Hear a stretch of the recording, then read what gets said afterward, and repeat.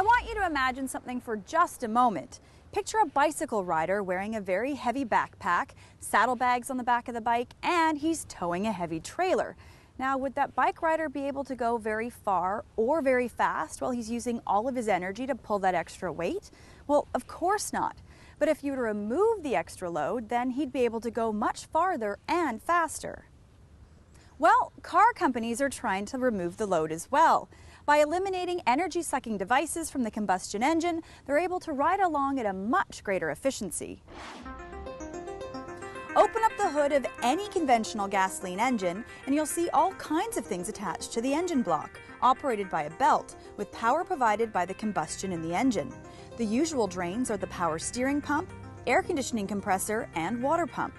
These devices drain energy away and are called parasitic losses.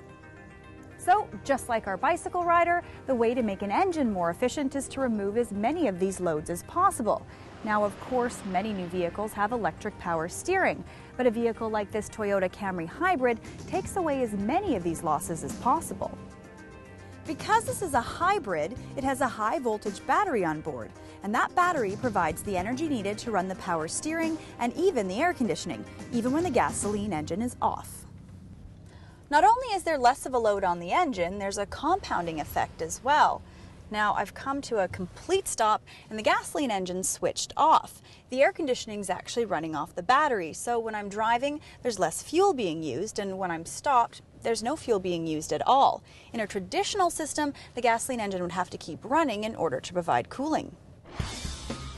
Another parasitic loss is the belt-driven water pump. Some hybrid cars have an electric water pump, eliminating the friction caused by the belt and the energy needed to make the belt turn. What this does is allow more of the vital energy to go into moving the vehicle and less for auxiliaries.